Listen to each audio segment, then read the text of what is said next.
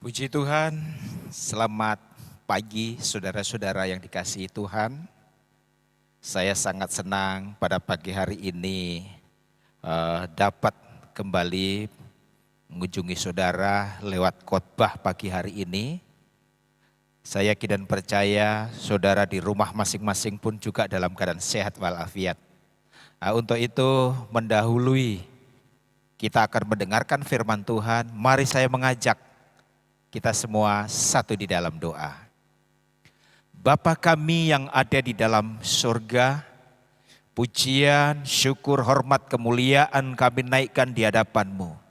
Kami menyadari kalau sampai pagi hari ini kami masih ada, kami masih bisa bernafas. Ini hanya karena anugerah Tuhan. Sepanjang minggu kemurahan Tuhan boleh kami alami. Dengan apa kami bisa membalas semua yang telah Tuhan kerjakan dalam hidup kami, selain kami bersyukur dan berterima kasih. Sebentar kami akan mendengarkan firman-Mu. Berfirmanlah di tengah-tengah kami Tuhan. Kami membutuhkan firman-Mu di hari-hari ini. Kami memerlukan firman-Mu. Karena tanpa firman-Mu hidup kami akan tersesat. Pakai dan urapi hamba-Mu yang akan menyampaikan berita firman-Mu. Di dalam nama Tuhan Yesus Kristus, kami siap dengar firman Tuhan. Haleluya. Amin. Puji Tuhan saudara-saudara yang dikasihi Tuhan. Sebelum kita akan mendengarkan firman Tuhan, kita akan mendengarkan satu lagu yang akan memberkati saudara. Kiranya lewat lagu ini membuat kita, iman kita semakin fokus, semakin terarah kepada Yesus. Kita akan dengar bersama-sama lagu ini. Tuhan Yesus memberkati.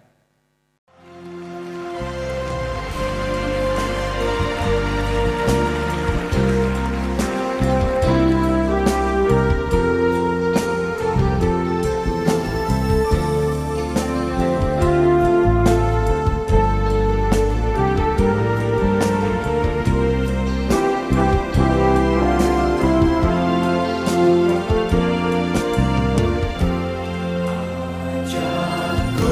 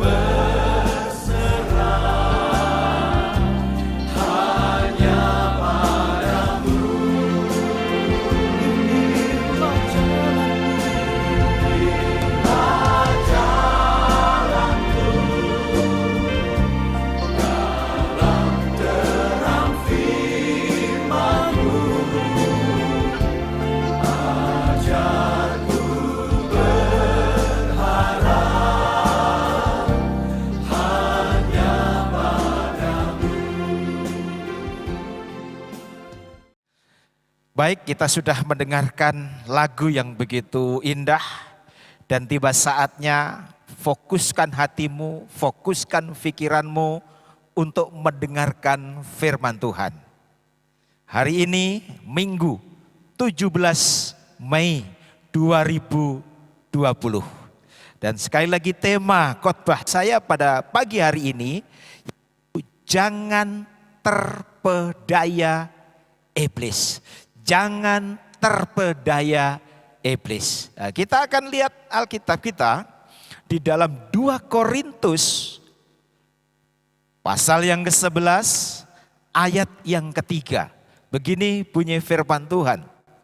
Tetapi aku takut kalau pikiran kamu disesatkan dari kesetiaan kamu yang sejati kepada Kristus. Sama seperti Hawa diperdayakan oleh ular itu dengan kelicikannya. Puji Tuhan saudaraku. Nah, kalau kita cermati baik-baik ayat ini, kita bisa melihat ketakutan daripada Rasul Paulus kepada jemaat yang ada di Korintus. Mengapa Rasul Paulus begitu takut? Sehingga sampai tadi dikatakan, aku takut kalau pikiranmu disesatkan dari kesetiaanmu yang sejati. Apa yang mendasari sampai Rasul Paulus takut jangan sampai jemaat yang ada di Korintus disesatkan? Karena apa saudaraku? Karena Rasul Paulus tahu bahwa iblis itu sangat licik.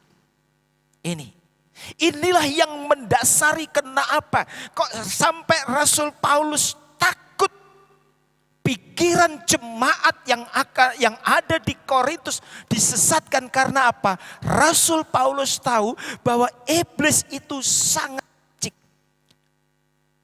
Dan inilah yang perlu kita ketahui, bahwa iblis itu tuan dari segala tipu muslihat.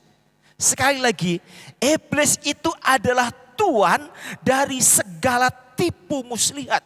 Sehingga kalau saudara membaca di dalam Yohanes pasal yang ke-8 ayat yang ke-44, Yesus pun sudah bilang di dalam Yohanes pasal 8 ayat 44, di sana dikatakan, iblislah yang menjadi bapamu dan kamu ingin melakukan keinginan bapamu. Ia adalah pembunuh manusia sejak semula dan tidak hidup dalam kebenaran. Perhatikan di sini, iblis itu tidak hidup di dalam kebenaran, sebab di dalam dia tidak ada kebenaran. Di dalam iblis itu tidak ada kebenaran. Apabila ia berkata dusta, ia berkata atas kehendaknya sendiri. Sebab ia adalah pendusta dan bapa segala dusta. Dengan jelas di dalam Injil Yohanes tadi dikatakan, ia adalah pendusta dan bapa segala pendusta. Ini yang harus saudara dan saya ketahui dengan benar. Saudaraku yang dikasihi Tuhan, di hari-hari ini iblis sedang bekerja dengan giat. Iblis sedang bekerja dengan keras, sehingga bila memungkinkan, jika memungkinkan, orang-orang pilihannya itu dapat ditangkap oleh iblis. Orang-orang pilihannya itu dapat dijerat oleh iblis. Inilah kerinduan daripada iblis. Dan faktanya apa?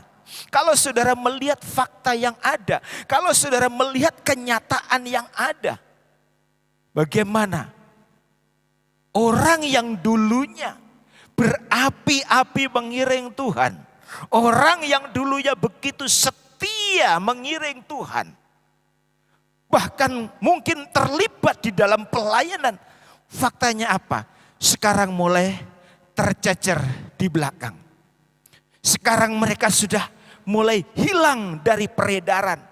Sekarang mereka sudah kena penyakit muntaber, yaitu mundur tanpa berita. Inilah yang diinginkan oleh iblis. Inilah yang menjadi harapan iblis, saudaraku. Itulah sebabnya di dalam Alkitab pun juga menulis bahwa salah satu tanda kedatangan Tuhan kembali, bahwa yang terdahulu akan menjadi terbelakang. Yang terdahulu akhirnya akan tercecer di belakang. Jadi saudara, kalau saudara menemukan sahabat, menemukan teman yang dulunya begitu semangat mengiring Tuhan, bahkan terlibat di dalam pelayanan, tetapi sekarang tercecer di belakang, itu artinya apa? Mereka sudah menggenapi firman Tuhan ini. Dan inilah target daripada iblis. Inilah keinginan iblis. Sedapat mungkin orang-orang pilihannya terperangkap oleh iblis. Sedapat mungkin orang-orang pilihan Tuhan jatuh. Dan inilah target daripada iblis. Sehubungan dengan keadaan itulah Rasul Paulus bukan hanya menasihati jemaat yang ada di Korintus, tetapi Rasul Paulus juga menasihati kepada saudara-saudara, kepada saya, kepada kita semua yang sempat mendengarkan khotbah ini. Kiranya ini menjadi perenungan bagi kita semua. Dan melalui pengalaman Hawa, Rasul Paulus mengingatkan kepada kita, di mana kita tadi sudah membaca, Hawa telah terpedaya oleh iblis. Hawa telah disesatkan oleh iblis. Hawa telah tergoda dan akhirnya apa? Jatuh kepada ketidaktaatan. Inilah sekali lagi yang menjadi target daripada iblis. Coba kita perhatikan cara iblis menipu Hawa itu sungguh-sungguh licik, saudaraku. Cara iblis untuk menjatuhkan Hawa, untuk menipu Hawa itu sungguh licik. Nah, kalau kita melihat latar belakang Hawa, sebenarnya sungguh luar biasa. Bagaimana dia tinggal di lingkungan yang benar-benar sempurna. Karena apa? Pada waktu itu Hawa tinggal di Taman Eden, di mana tidak ada yang menakutkan, tidak ada yang mencemaskan, tidak ada yang mengkhawatirkan. Artinya apa? Hawa pada waktu itu benar-benar hidup di lingkungan yang benar-benar sempurna. Dan lagi kalau saudara cermati baik-baik, dia tidak pernah mendapatkan perlakuan kejam, perlakuan kasar, atau barangkali bahasa sekarang dia tidak pernah dibully oleh orang lain. Ya maklum, karena pada waktu itu hanya Adam yang ada di Taman Eden selain Hawa. Dan fasilitas yang Tuhan berikan, semua kebutuhan dari Hawa itu sudah disiapkan oleh Allah. Kalau kita melihat fakta yang ada, sebetulnya apa yang mau dicari lagi oleh Hawa? Tetapi sekali lagi, itulah iblis. Iblis tidak senang manusia senang. Iblis tidak senang Adam dan Hawa menerima fasilitas yang diberikan oleh Allah. Nah, itulah sebabnya, dan itu memang strategi atau teknik daripada iblis. Saudara lihat di dalam Yohanes bagaimana iblis itu. Di situ digambarkan seperti pencuri. Yohanes pasal 10 ayat yang ke-10 bagian A.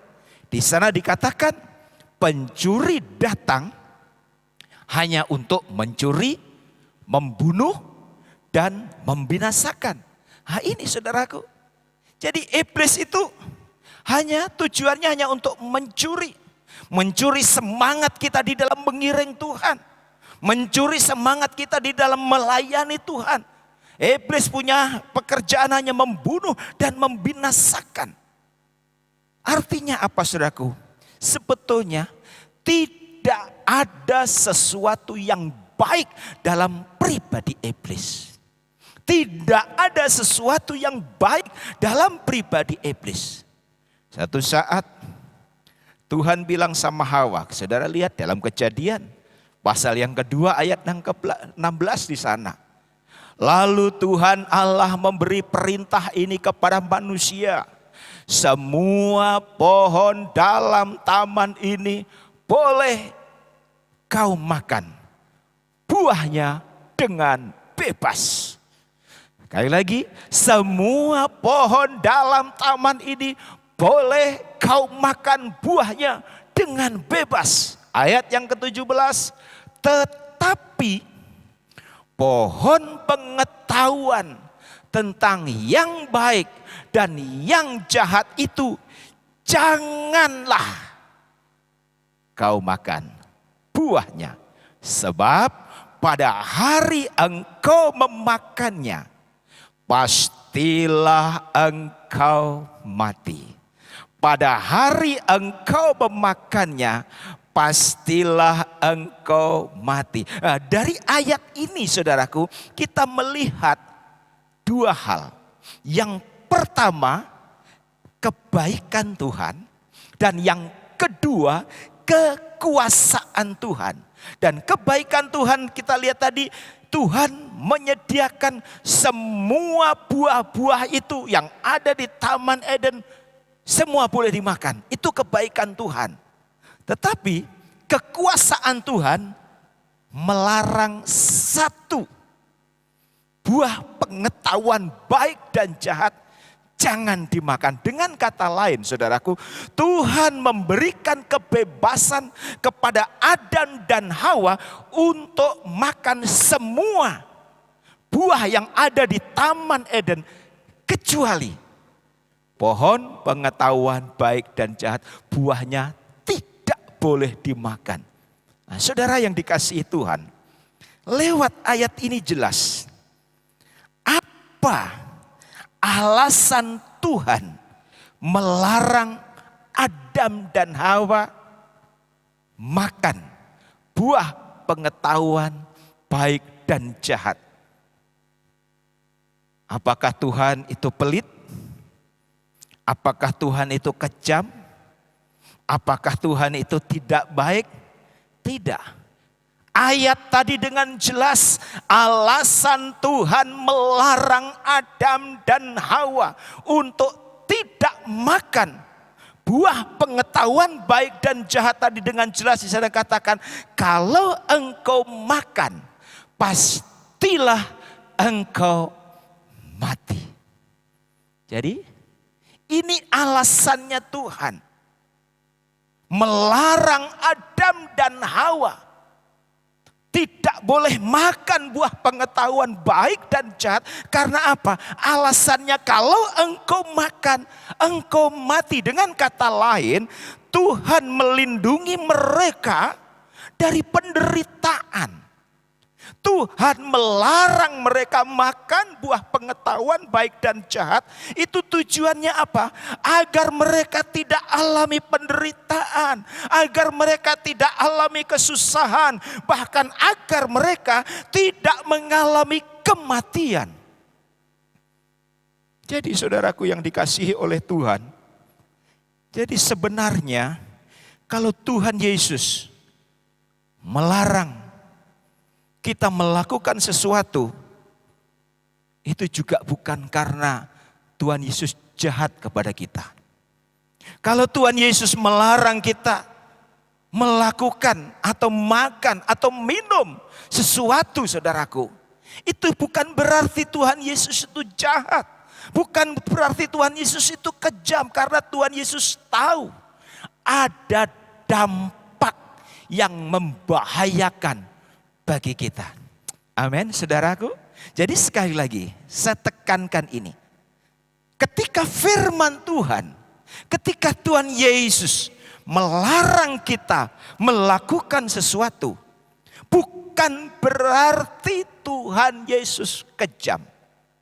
Bukan berarti Tuhan Yesus jahat.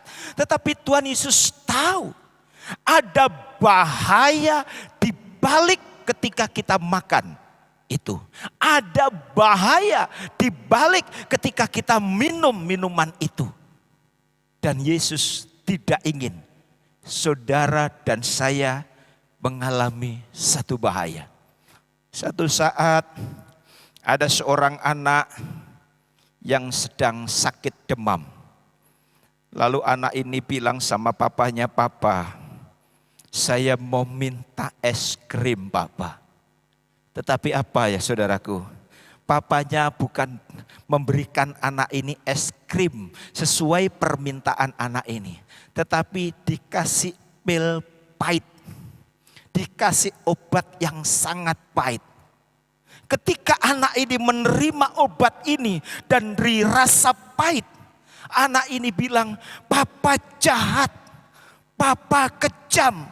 Saya minta es krim, kenapa dikasih obat yang sangat pahit ini?" Nah, saudaraku, anak ini tidak tahu tanda kasih dari papanya. Karena papanya tahu, ketika papanya memenuhi permintaan anak ini, dikasih es krim sementara anak ini dalam keadaan sakit, sementara demam, dipastikan anak ini sakitnya akan semakin parah. Itulah sebabnya papanya tidak kasih es krim. Agar anak ini segera sehat. Papanya melarang anak ini makan es krim karena apa? Ketika makan dampaknya akan berakibat fatal. Anak ini sakitnya akan semakin parah. Demikian juga dengan Tuhan. Ketika saudara dilarang oleh Tuhan melakukan sesuatu, ketika firman Tuhan melarang saudara melakukan sesuatu, itu bukan berarti Tuhan kejam, saudaraku. Itu bukan berarti Tuhan jahat, tetapi Tuhan ingin menolong saudara dan saya. Karena Tuhan Yesus tahu ada bahaya di balik itu. Contoh saja, Tuhan Yesus di dalam Alkitab, Tuhan Yesus melarang kita minum minuman keras. Sebab Tuhan Yesus itu tahu, saudaraku, dampak daripada minum minuman keras. Walaupun mungkin ada beberapa orang punya argumen-argumen tertentu, boleh minum begini. Tetapi apa kata firman Tuhan di dalam Amsal pasal 31 ayat yang ke-6. Amsal pasal 31 ayat yang ke-6, begini bunyi firman Tuhan. Berikanlah minuman keras itu kepada orang yang akan binasa. Sampai di situ. Berikanlah minuman keras itu kepada orang yang akan binasa. Dengan kata lain, rupanya saudaraku, di balik minuman keras yang mungkin menurut sebagian orang itu enak, yang mungkin menurut sebagian orang itu memberi penghiburan, menghangatkan badan. Tetapi Alkitab dengan jelas, di balik semuanya itu ada kebinasaan. Itulah sebabnya kenapa firman Tuhan dan ada beberapa ayat yang sinonim dengan ini, saudaraku. Kenapa Tuhan melarang kita minum minuman keras? Kenapa Tuhan melarang kita mabuk-mabukan? Karena apa? Tuhan tahu dampak daripada minuman keras. Alkitab tadi katakan akan binasa. Bahkan kalau saudara membaca di dalam Galatia pasal yang kelima ayat yang ke-19 sampai 21, di sana terdaftar perbuatan daging. Ada 15 daftar perbuatan daging. Saya akan membaca untuk saudara semuanya. Di dalam Galatia pasal 5 ayat 19 mulai.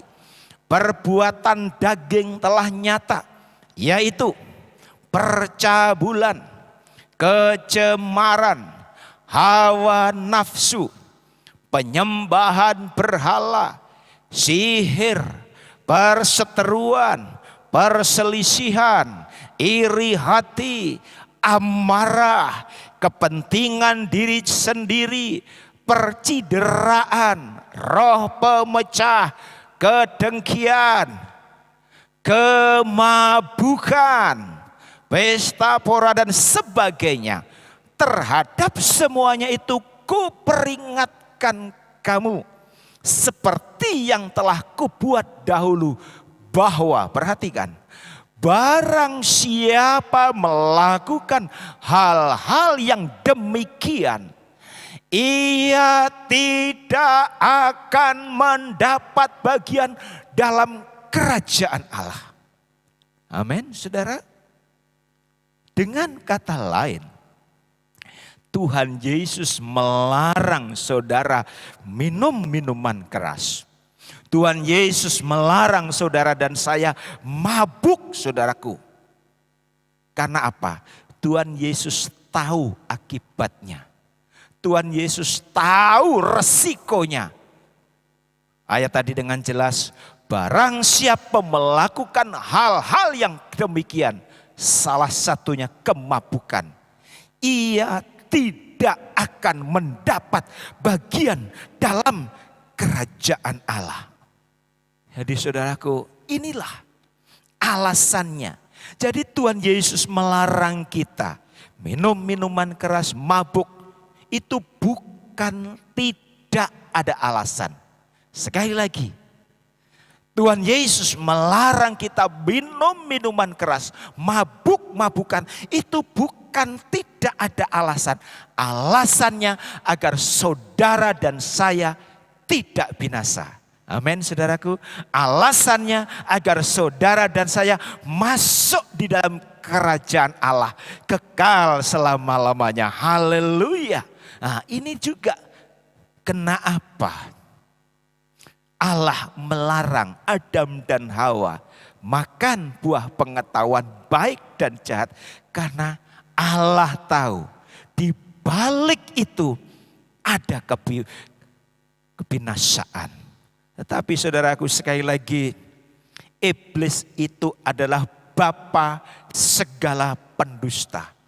Iblis berusaha merusak secara perlahan dasar ketaatan daripada Hawa. Iblis berusaha menghancurkan ketaatan daripada Hawa. Dan inilah kelicikan iblis. Sekali lagi saudaraku, inilah kelicikan iblis. Iblis suka memutarbalikkan kebenaran. Iblis suka memutarbalikkan firman Tuhan.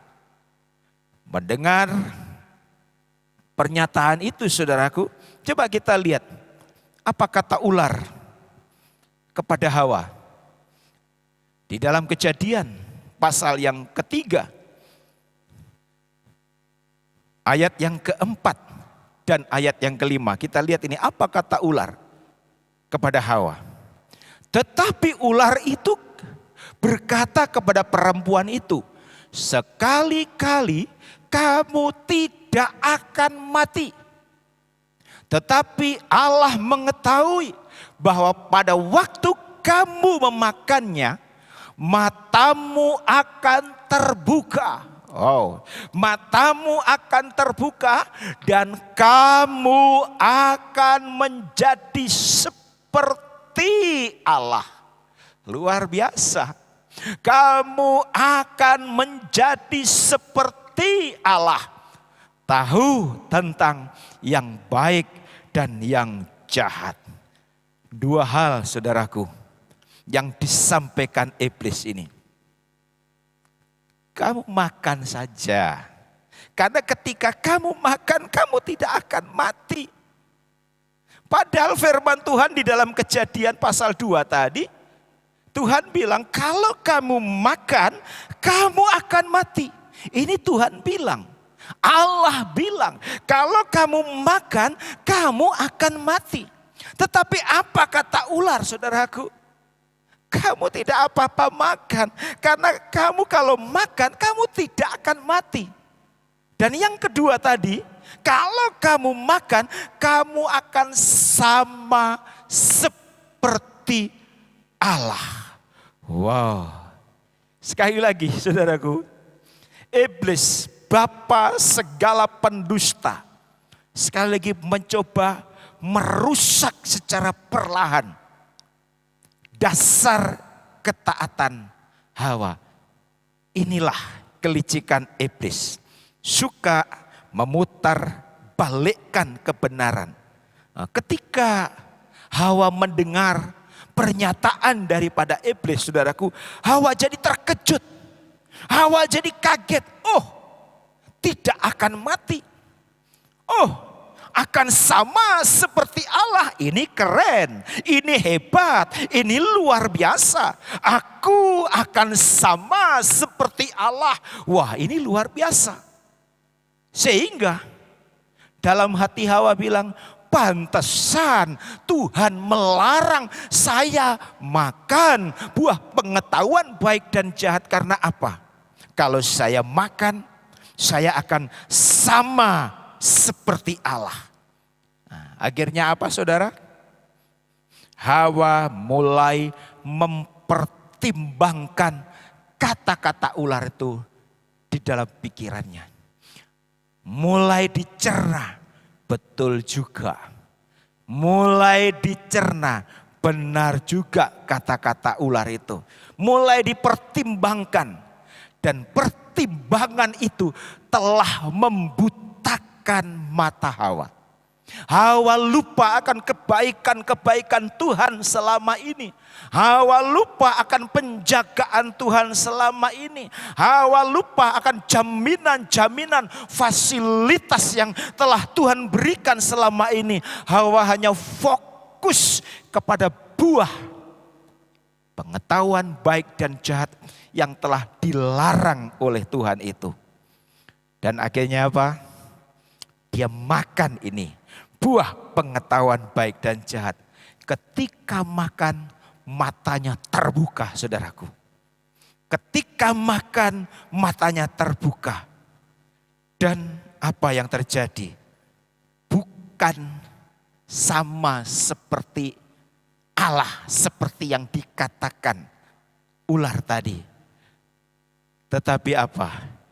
Dia tahu keadaan dirinya telanjang. Dia tahu tentang keadaan aslinya.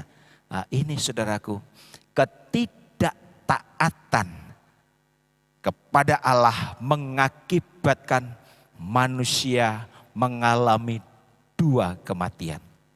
Ketidaktaatan Hawa terhadap firman Tuhan, ketidakpatuhan Hawa terhadap firman Tuhan, akhirnya manusia ini mengalami dua kematian, yaitu kematian secara rohani, diusir dari Taman Eden, diusir dari hadirat Allah, dan yang kedua yaitu mati secara jasmani. Nah, ini dampaknya saudaraku. Jadi sekali lagi saya tekankan di pagi hari ini, ketika Tuhan Yesus melarang saudara melakukan sesuatu, itu bukan tanpa dasar saudaraku. Tuhan tahu akibatnya. Tuhan tahu dampak kalau kita melanggar firman Tuhan. Dengan mengabaikan firman Tuhan dan tunduk kepada iblis, mereka telah membuka pintu lebar bagi iblis, sehingga iblis menjadi tuan mereka yang baru. Ketika kita mulai tidak mentaati firman Tuhan, itu akibatnya sangat fatal saudaraku. Saudara tadi ketidaktaatan terhadap firman Tuhan, kalau saudara melihat, telah menghasilkan kehancuran dalam hidup manusia. Ketidaktaatannya terhadap firman Tuhan itu membuat sakit penyakit muncul. Terjadi kekurangan, terjadi penderitaan, bahkan dosa. Lebih daripada itu, kematian. Saudaraku yang dikasihi Tuhan, mari Dari kisah ini kita dapat belajar. Ketika kita mulai tidak mentaati firman Tuhan, sebenarnya sekali lagi kita sedang membuka pintu lebar-lebar bagi iblis untuk menguasai hidup kita. Saya tekankan sekali lagi, ketika kita mulai tidak mentaati firman Tuhan, tanpa kita sadari, kita sementara membuka pintu lebar-lebar bagi iblis untuk menguasai hidup saudara dan saya. Memang saudaraku, iblis itu bisa menolong. Iblis itu bisa menjaga manusia. Iblis itu bisa menyembuhkan. Iblis itu bisa memberi kekayaan. Tetapi saya mau kasih tahu, iblis di dalam menolong, iblis di dalam membantu, iblis di dalam menyembuhkan, iblis di dalam menjaga kita, itu tidak gratis. Iblis selalu minta pamrih, iblis selalu minta imbalan, iblis selalu minta tumbal. Dan banyak orang tidak menyadari akan hal ini. Banyak orang tidak menyadari akan hal ini. Saya punya pengalaman pribadi, saudara.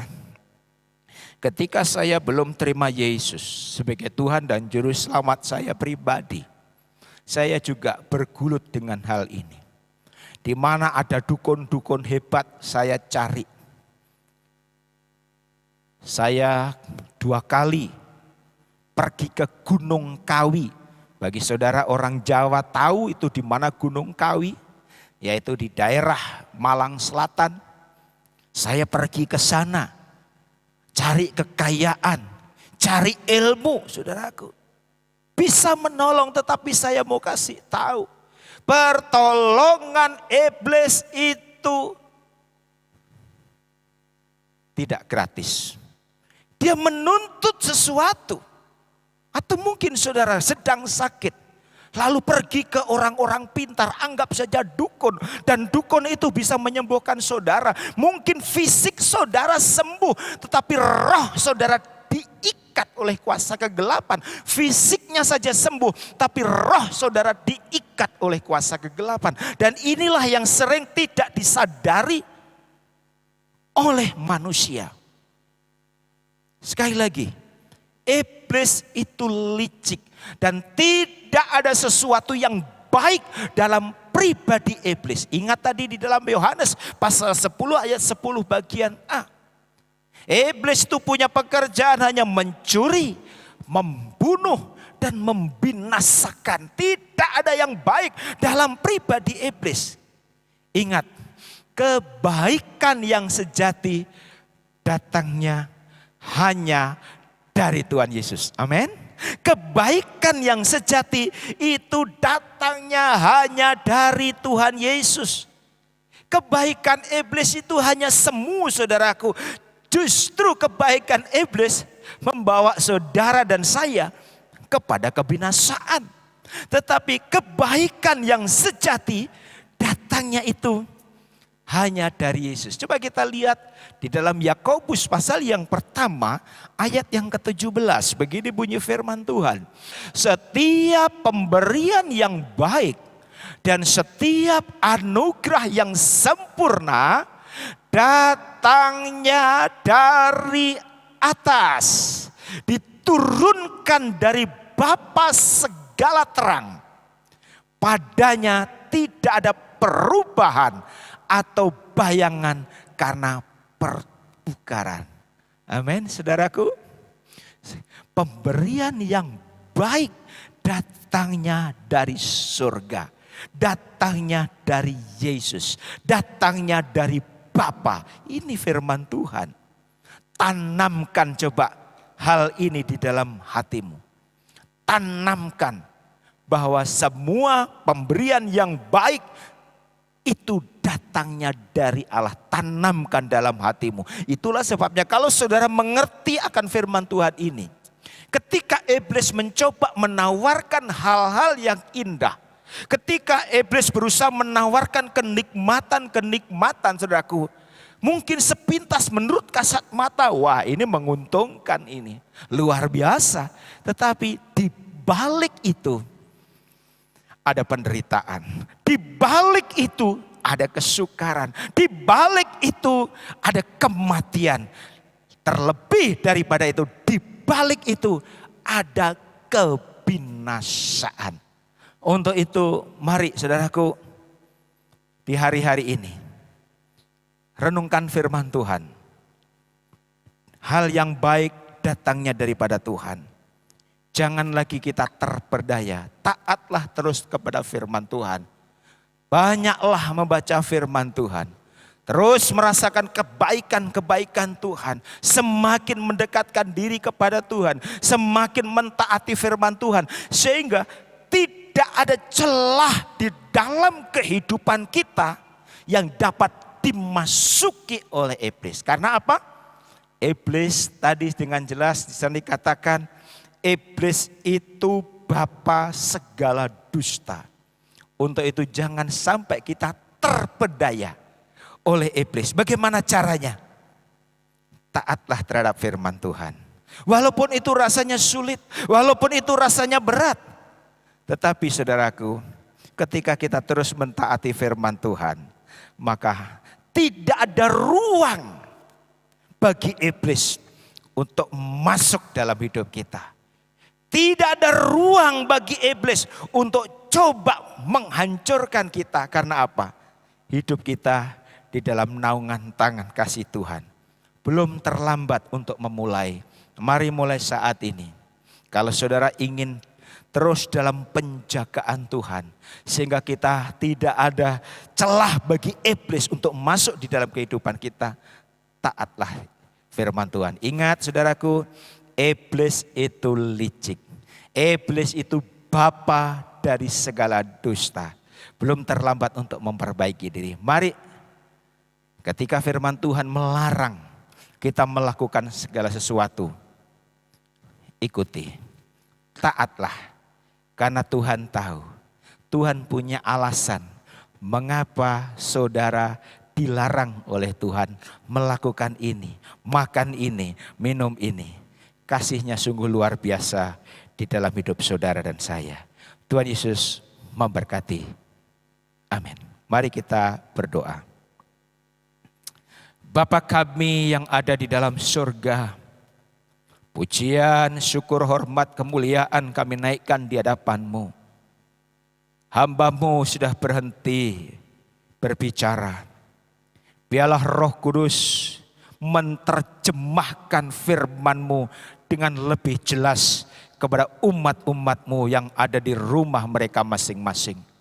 Sehingga umat-umat-Mu bukan hanya sekedar menjadi pendengar setiap firman-Mu, tetapi mereka punya roh untuk melakukan firman-Mu, mentaati firman-Mu, sehingga firman-Mu yang penuh dengan kuasa itu membungkus umat-umat-Mu, sehingga iblis tidak bisa masuk menguasai hidup umat-umat-Mu. Terima kasih Bapa di sorga, terpujilah nama-Mu, kekal selama-lamanya. Berkati hidup umat-umat-Mu, berkati rumah tangga mereka masing-masing. Berkati bisnis mereka, usaha mereka, masa depan mereka. Walaupun di hari-hari ini kami tahu situasinya sulit, kondisinya tidak memungkinkan.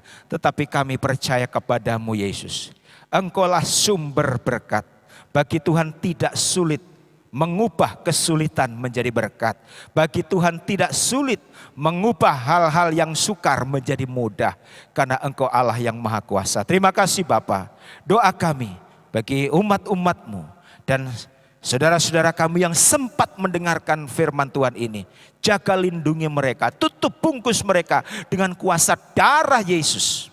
Doa kami juga bagi bangsa kami Indonesia. Engkau pagari lindungi ya Tuhan. Tutup bungkus bangsa kami dengan kuasa darah-Mu.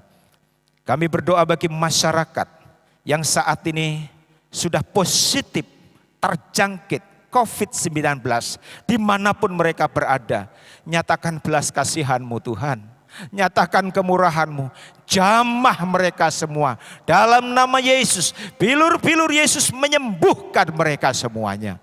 Kesembuhan terjadi, nama Tuhan dipermuliakan. Doa kami terus Tuhan bagi umat-umat-Mu, khususnya jemaat GPDI Bukit Sion Labuan Bajo. Pagari mereka, lingkupi mereka dengan kemuliaan-Mu, sehingga tidak ada satupun jemaat-Mu yang juga kena COVID-19 ini. Kami memberkati kota Labuan Bajo, berkati kota Labuan Bajo, tutup bungkus juga kota Labuan Bajo dengan kuasa darah-Mu. Ini yang menjadi doa kami Bapa, di dalam nama Tuhan Yesus Kristus. Kami mengucap syukur dan sudah berdoa. Haleluya. Amin. Puji Tuhan saudara-saudara. Sekali lagi Tuhan Yesus memberkati saudara-saudara. Selamat hari Minggu. Tetap jaga kesehatan. Sehingga satu saat nanti kita bisa berkumpul kembali di gereja ini. Tuhan Yesus memberkati saudara sekalian. Amin.